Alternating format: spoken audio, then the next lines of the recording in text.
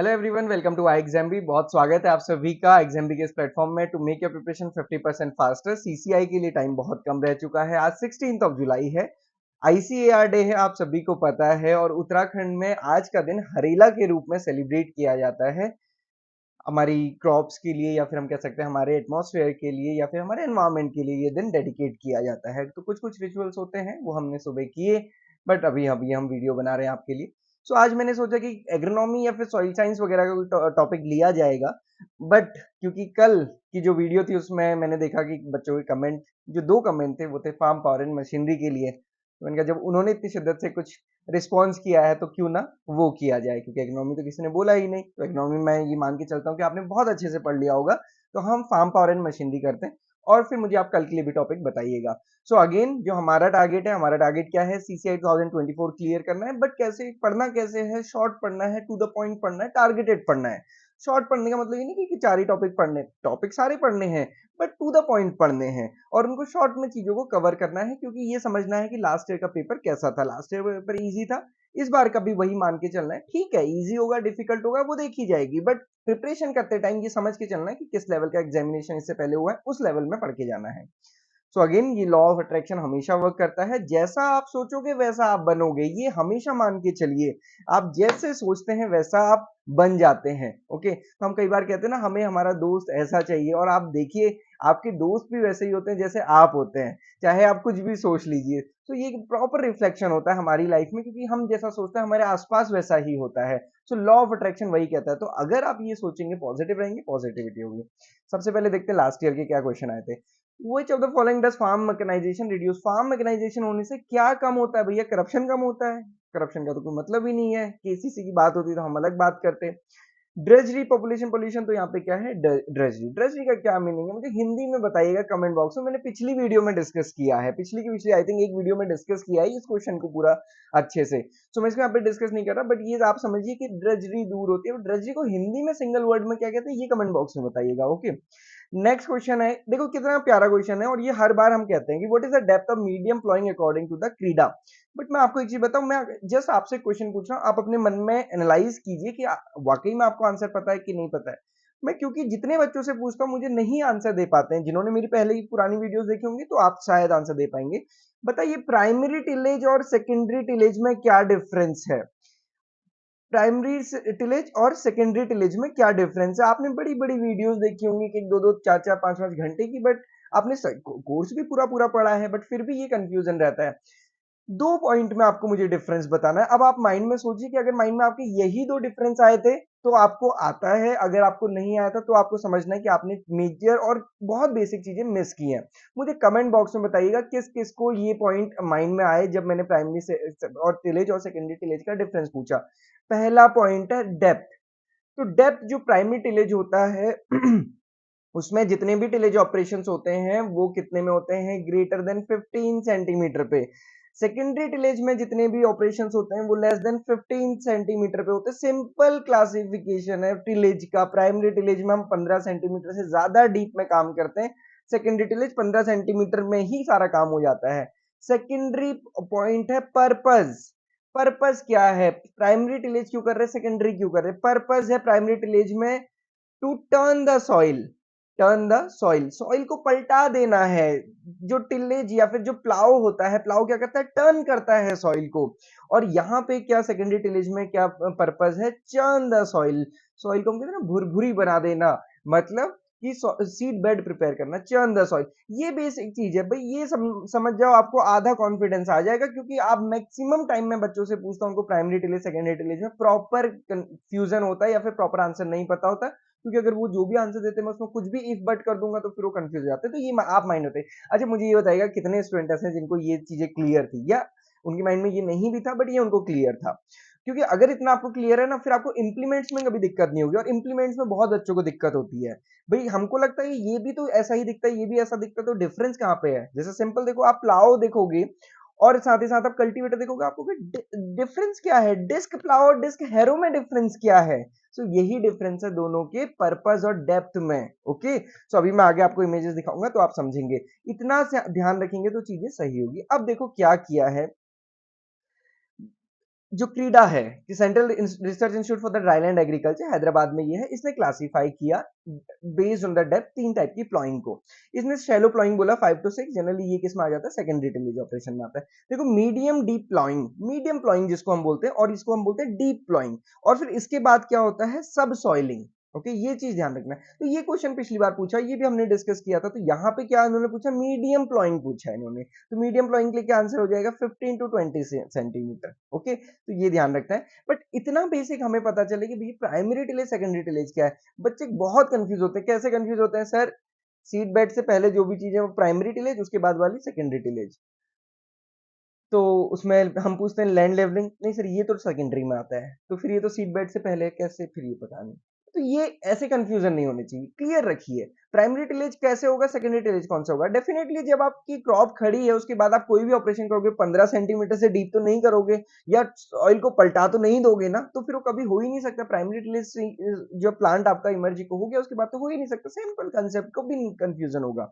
मैं हमेशा आपको कहता हूँ, देखो एक्चुअली क्या होता है ना, फिर कंसेप्चुअल अंडरस्टैंडिंग में बहुत टाइम लगता है, बट मैं आपको शॉर्ट में समझाता हूँ ये सारी चीजें। बट हमेशा आप में एक चीज ध्यान रखिए, आप अगर रटने की चीजें करेंगे ना तो बहुत दिक्कत होगी। मतलब कोई एग्जाम हो सकता है क्लियर हो, नहीं होगा, बट अगर आप कंसेप्ट समझ जाते हैं ना, सब्जेक्ट इजी हो जाएगा, इंटरेस्ट आएगा एग्रीकल्चर में। मैंने अपने टाइम में सारे सब्जेक्ट्स को, एग्रीकल्चर, इकोनॉमिक्स से मेरे को थोड़ा डर लगता था, बट बाद में मुझे उसको दोस्त बनाना पड़ा बैंक में जाने के बाद, या अभी भी मैं इकोनॉमिक्स या फाइनेंस बहुत ज्यादा पढ़ता हूँ। बट यहाँ मैंने हमेशा क्या किया, मैं सिंपल कंसेप्ट समझता था। ठीक है, मैं बहुत इन डेप्थ नहीं जाऊंगा, बट बेसिक जितना मैं पढ़ूं उतना मुझे समझ आया कि प्राइमरी टिलेज सेकेंडरी टिलेज में ही डिफरेंस नहीं पता चलता ना। तो ये चीज देखिएगा। और हमेशा नहीं पता तो कोई बात नहीं, नहीं पता था आज तक कोई बात नहीं, बट आज पता चल गया ना, अब नहीं भूलेंगे, ये याद रखिए बस। Oldest method of controlling weed, हाथ से करते थे हम, क्या हैंड वीडिंग अभी भी करते हैं, किचन गार्डन में यही तो करते हैं। कौन यूज करता है सिकलिंग, टिलेज, डिगिंग वगैरह, कुछ यूज नहीं होती है। एसआई इंजन, एसआई इंजन क्या होता है, स्पार्क इग्नाइटेड इंजन जिसको हम कहते हैं। वो कह रहा है कि कभी कभी क्या होता है, वो फिर भी रन करता रहता है थोड़े पीरियड के लिए, हम उसका इग्निशन ऑफ कर देते हैं। तो इग्निशन हमने ऑफ किया, फिर भी थोड़ा सा इंजन रन कर रहा है, तो उस फेनोमेना को क्या कहते हैं, उसको डीजलिंग कहते हैं ना, उसको डीजलिंग कहा जाता है। ये क्वेश्चन पिछली बार पूछे गए। अब देखो क्या पूछा गया था, minimum tillage with primary tillage is completely avoid, no primary tillage. Secondary tillage भी किसके लिए, सीड बेड प्रिपरेशन, और वो भी रो जोन में, मतलब सीड के लिए ही है। थोड़ा भी इधर उधर होता हम कुछ कहते हैं, तो ये क्या हो गया, जीरो टिलेज भी है, इसमें कोई टिलेज नहीं है।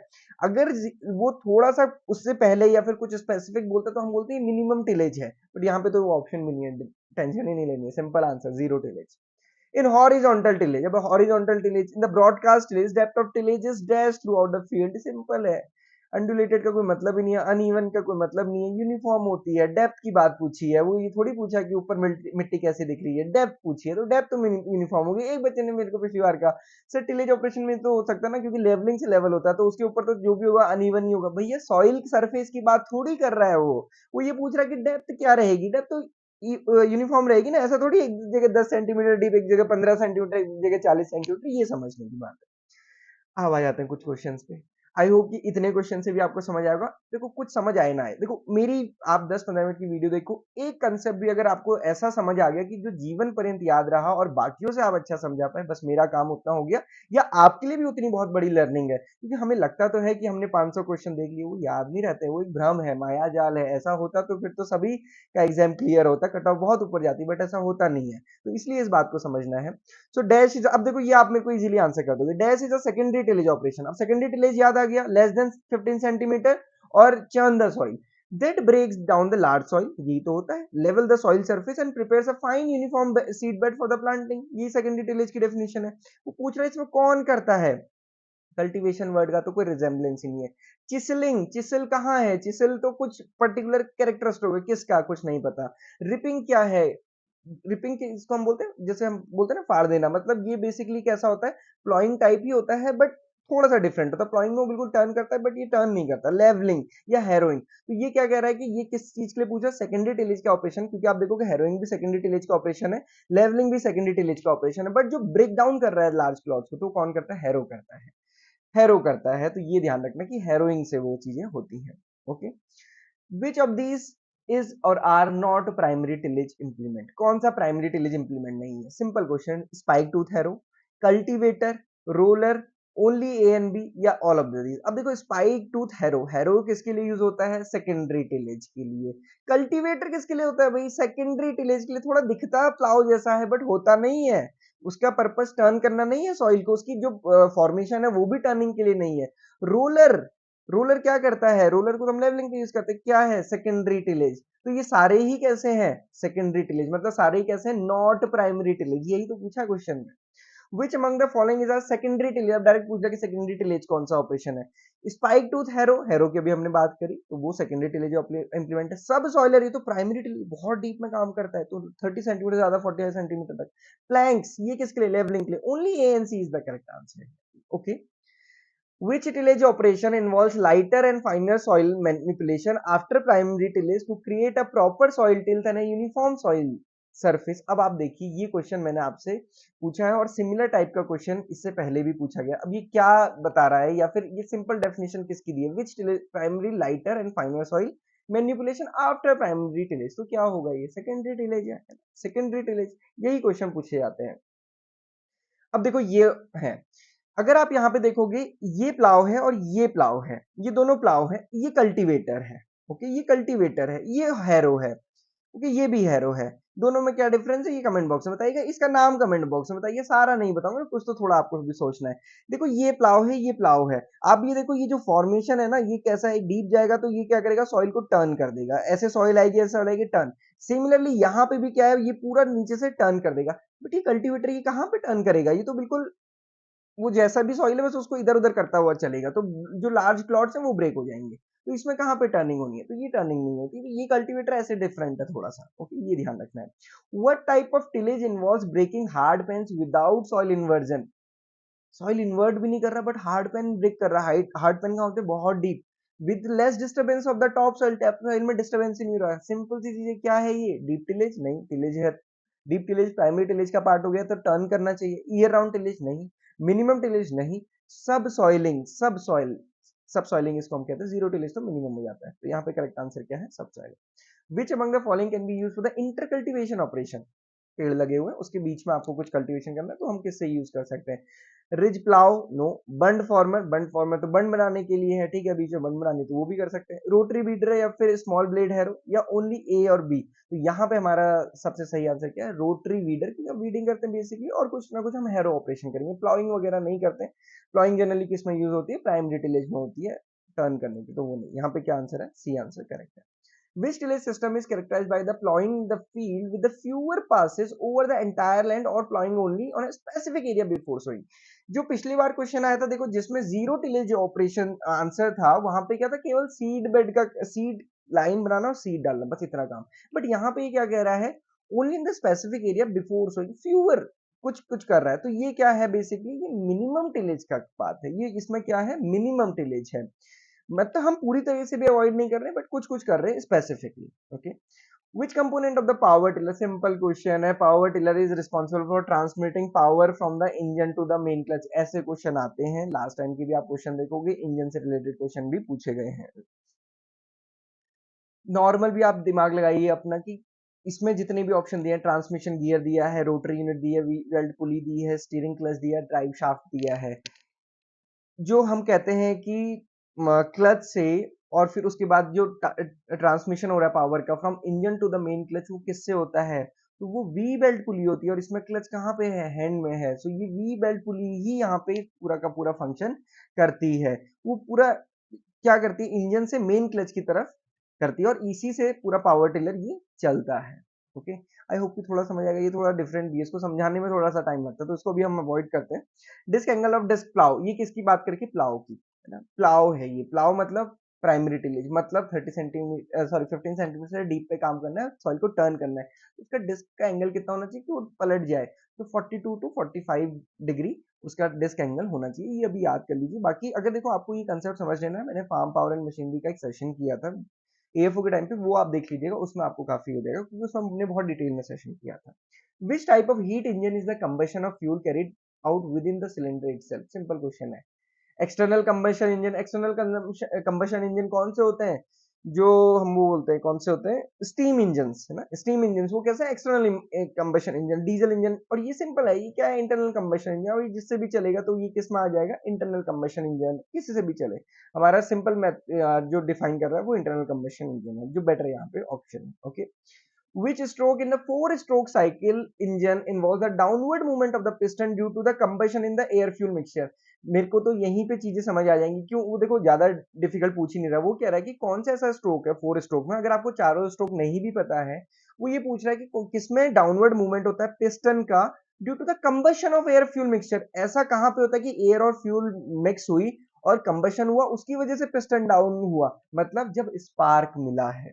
ओके, जब स्पार्क मिला है तो उसको हम क्या बोलते हैं, कंबशन स्ट्रोक, कंबशन स्ट्रोक हम उसको बोलते हैं। तो आप यहाँ पे देखेंगे ये इनटेक होता है सबसे पहले, इसके पिस्टन डाउनवर्ड मूव करेगा, फिर ये क्या करेगा, कंप्रेस करेगा इसको, ये जो फ्यूल यहाँ पे मिक्स हुआ है, एयर फ्यूल मिक्स हुई, इसको इससे यहाँ नीचे इनटेक होगा और फिर इससे ये कंप्रेस होगा, और यहाँ पे जैसे ही इग्निशन होगा वैसे ही इग्निशन होगा, एक स्पार्क जनरेट, मतलब ये स्पार्क जनरेट होगा, इग्निशन होगा, और जो वहां पे हम कह सकते हैं प्रेशर या फिर जो भी मिलेगा उससे ये डाउनवर्ड मूव करेगा, और ये कंबशन स्ट्रोक इसको हम बोलते हैं, और ये फाइनली एग्जॉस्ट स्ट्रोक। ओके, सो ये सिंपल सिंपल सा पूछा हुआ है कि ये कौन सा स्ट्रोक है। तो ये याद रखना है, in the four stroke cycle engine involves the downward movement of piston due to the combustion of air and fuel mixture, तो उसको हम क्या बोलते हैं, कंबशन स्ट्रोक। अब आप कहोगे सर यहाँ पे तो ये लिखा ही नहीं है, यहाँ पे तो सक्शन स्ट्रोक दिया है, कंप्रेशन दिया है, एग्जॉस्ट दिया है, इग्निशन दिया है, या फिर पावर स्ट्रोक दिया है। अब थोड़ा सा ढूंढिए और मुझे कमेंट बॉक्स में बताइएगा, क्या इसको हम पावर स्ट्रोक बोलते हैं या इसको इग्निशन स्ट्रोक बोलते हैं, दूसरा नेम क्या है इसका। यहाँ पे हमने कंबशन इसको बोला, कंबशन का दूसरा नाम क्या है, मुझे कमेंट बॉक्स में बताइएगा। इतना ढूंढ लेंगे तो 4-स्ट्रोक इंजन आपका बहुत अच्छे से क्लियर हो जाएगा। 4 स्ट्रोक और 2 स्ट्रोक, 2 स्ट्रोक में क्या होता है, ये एक स्टेप में प्रोसेस हो जाती है, ये दूसरे स्टेप में प्रोसेस हो जाती है, तो इसलिए 2 स्ट्रोक इंजन में ये टाइम कम लगता है। बेसिकली ये जो 4 स्ट्रोक हो रहे हैं वहां पे वो 2 स्ट्रोक में ही पूरा पूरा काम हो जाता है। In which component of internal combustion engine ICE में responsible converting the reciprocating to the rotary motion, उसको हमको क्या बोलते हैं, क्रैंकशाफ्ट बोलते हैं, उसको क्रैंकशाफ्ट यूज होता है जो रेसिप्रोकेटिंग मूवमेंट को रोटरी मोशन में, क्योंकि अब रोटेशन करवाना है ना, इंजन चला क्यों रहे हैं हम, रोटेशन करवाना है, तो रेसिप्रोकेट जो कर रहा है पिस्टन या फिर जो अल्टीमेट वैल्यू बन रही है उससे जो रोटेशन होगा वो कौन करता है, crankshaft. Which factor contributes to the, ये एएफओ में क्वेश्चन पूछा गया, last to last year question पूछा गया था, which factor contributes to the higher power density often associated 2 stroke engine compare to the 4 stroke engine. अब मैंने ये बता दिया, अब आप इजीली आंसर कर दोगे इसको। एनहांस्ड फ्यूल एफिशिएंसी, हमें नहीं पता, हमें क्या पता किसमें ज्यादा अच्छी फ्यूल एफिशिएंसी, मैं मान के चल रहा हूँ कि हमें नहीं पता। Faster combustion process, larger combustion chamber, increase number of cylinder, none of the above. आपको क्या लगता है कौन सा सबसे सही होगा, तो ये फास्टर कंबशन प्रोसेस है ना, कि 2 ही स्टेप में हो जा रही है, वो 2 स्ट्रोक में ही प्रोसेस कंप्लीट हो रही है जो 4 स्ट्रोक में हो रही है। हमको नहीं पता कि कंबशन चैम्बर बड़े हैं कि छोटे हैं, बट हमको इतना तो पता है ना फास्टर कंबशन प्रोसेस, तो कुछ चीजें जो पता है उनकी बेसिस पे हमको आंसर करना है। Okay, this is all for ये, कम से कम आज के सेशन में आपको primary tillage, secondary tillage, implements इतना भी क्लियर है, आपके 2 से 3 क्वेश्चन सही हो जाएंगे। आप देखो पिछली बार यही क्वेश्चन पूछा गया और एक क्वेश्चन इंजन से पूछा गया, तो मैंने फार्म पावर क्या होती है कि फार्म में जो यूज होने वाली पावर, और मशीनरी, ये मैंने आपको बताया है, farm power and machinery real में यही होता है। मैंने कुछ कुछ वीडियोस देखे यूट्यूब चैनल्स में, वहां पे कुछ भी बता दिया उन्होंने, कुछ भी पढ़ा दिया है, वो नहीं करना है। देखो farm power and machinery, farm में यूज होने वाली पावर, पावर यूज है, पावर वर्ड है मतलब एनर्जी है, और फार्म पावर में सबसे ज्यादा एनर्जी कहाँ पे लगती है, इसी काम में लगती है। तो इंप्लीमेंट्स रिलेटेड यही पढ़ना चाहिए, और मॉक टेस्ट दीजिए, वो सबसे आपका टाइम यूटिलाइज होगा बहुत अच्छे से। कोई भी डाउट क्वेरी क्वेश्चन होती है आप हमसे कनेक्ट कर सकते हैं। Thank you for watching this video and have a great day ahead.